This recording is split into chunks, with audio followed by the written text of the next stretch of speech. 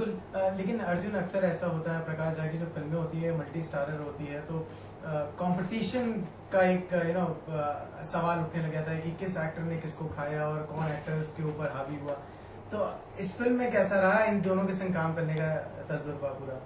यार लकीली इस फिल्म में कोई भी कैनिबल नहीं है, कोई भी हाँ यानी कि आदमी को खाना नहीं चाहता, हम काफी अच्छा खाना मिल रहा था हमारे सेट्स पे। हाँ, तो हम किसी एक दूसरे को खाने के मूड में नहीं थे। ऐसी बात क्या होता है कि एक जब आप फिल्म बनाते हैं, सबसे जो हीरो होता है फिल्म का वो एक कहानी होती है, वो स्क्रिप्ट होता है। हम सिर्फ किरदार निभा रहे हैं, हम सब एक्टर्स हैं। हम सब जाते हैं उस हिसाब से कि ये मेरा रोल है, ये मुझे काम करना है, ये अभय का रोल है, ये मनोज का रोल है, ये ईशा का रोल है, और एक दूसरे की मदद करनी पड़ती है कि सब लोग अच्छे रहें। अगर सब अच्छे नहीं होंगे ओके, फिल्म सबसे आप सबसे बेस्ट परफॉर्मेंस दे दीजिए, आपका सबको खा गए आप ओके, और फिल्म बिल्कुल बकवास बनी, किसी का कोई फायदा नहीं। फिल्म अच्छी बनी ओके, आपने जो भी किया काम किया हो लोगों को अच्छा लगेगा, क्योंकि अगर फिल्म अच्छी बनी है तो आपका भी जो भी काम होगा वो अच्छा ही होगा। बिल्कुल सही बता रहे, शायद इसीलिए आप इंडस्ट्री में एक हट के किरदारी हैं जो ऐसा सोचते हैं। बहुत कम ही लोग ऐसा इनफैक्ट सोचते हैं। लेकिन ईशा कैसा रहा पति देव के संग काम करने का अनुभव?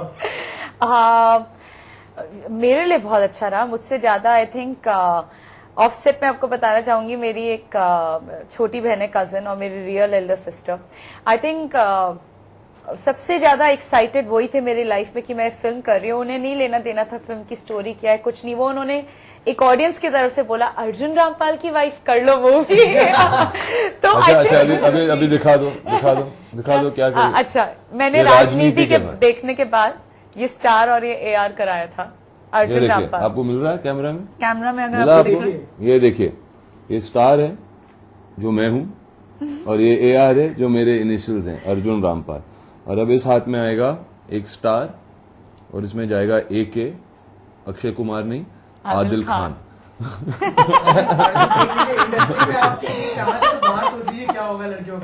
ये बाहर की चाहत है, मतलब तब तक मैं इंडस्ट्री में नहीं, मेरी दोनों बहनें बाहर की हैं। Industry, they are not a part of industry, but I think it's been wonderful. अभी I am too new, I'm not saying I need mentors in the industry. I don't need that. I don't need someone to tell me what to do. But मुझे ऐसे लोग चाहिए जो जहाँ पे मैं गलत हो रही हूँ तो वो मुझे सही करें। दोस्त चाहिए। You know, I need my seniors. I need friends to help me and to tell me कि अच्छा आप यहाँ पे गलत हैं। So Arjun is a senior. Of course, he is a senior in the industry, right? आप बन गए, अर्जुन बन गए सर। अच्छी बताइए, जो फिल्म है जिस प्लॉट पे फिल्म बुनी गई है पूरी तरीके से, आप मानते हैं कि बहुत संजीदा टॉपिक है, क्योंकि अभी तक लोग ये नहीं समझ पा रहे हैं कि या तो ये फिल्म स्टेट के फेवर में बोल रही होगी, या CRPF के फेवर में बोल रही होगी, या फिर नक्सलाइट के फेवर में बोल रही होगी। ये बहुत अच्छा सवाल किया आपने, क्योंकि यही फिल्म है। ये फिल्म किसी के बारे में नहीं बोल रही है, ये फिल्म बता रही है आपको कि ये समस्या है ओके। ये समस्या, ये चक्रव्यूह जो है, सिर्फ इन किरदारों ने कोई एक चक्रव्यूह में नहीं फंसे हुए हैं, ये देश एक चक्रव्यूह में फंसी हुई है। ये चक्रव्यूह नक्सल की जो मूवमेंट्स हैं, माओइस्ट हैं, जो इनके मूवमेंट्स हैं, वो चक्रव्यूह से हम कैसे बाहर निकल सकते हैं। लेकिन अभी मैं शहर में बैठता हूँ, मुझे नहीं पता कि मैं जो भी खबर देखता हूँ एक नक्सल के बारे में कि किसी ने कुछ किडनैप कर दिया, या कोई 2 पकड़े गए, या कुछ हो गया उस हिसाब से, या कोई पारसी इंसान था जो तो मेरी बीवी भी थोड़ी बबला गई थी, यार अभी पारसी लोग भी नक्सल बन रहे हैं। तो ऐसे खबरें हम लोग सुनते थे। लेकिन जब ये फिल्म करते वक्त और इस फिल्म के दौरान जितनी हमें इंफॉर्मेशन मिली है, जितनी जानकारी मिली है कि ये इतनी गंभीर समस्या है इस देश के लिए, और समस्या क्या है कि एक उभरता हुआ भारत है और एक जो पिछड़ते जा रहा है, और ये गैप, इसे कैसे हम ब्रिज कर सकते हैं। I think that is the main problem. ये प्रॉब्लम हम पेश करते हैं सही तरीके से कि क्या क्या विद डिफरेंट इंसिडेंट्स कि क्या हो रहा है, बट मोस्ट इम्पोर्टेंटली ये फिल्म भाषण नहीं दे रही है आपको नहीं बोल रही है कि इस तरीके से आप अगर जियोगे तो ये समस्या का हल हो जाएगा।